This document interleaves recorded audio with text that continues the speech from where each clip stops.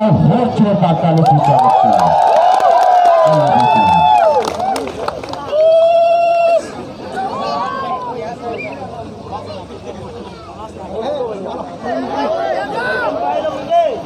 देखिए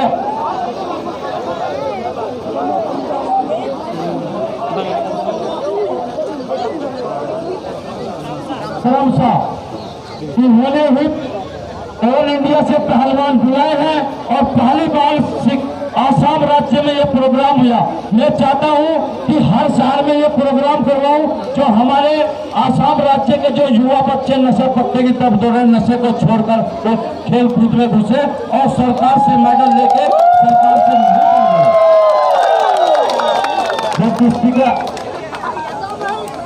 ये देखिए रेफरी साहब के दाहिने हाथ में रंगोरा हवादार पहलवान दोनों पहलवान निकट लगाए हुए और नीले रंग की जांघिया बोलते इसको।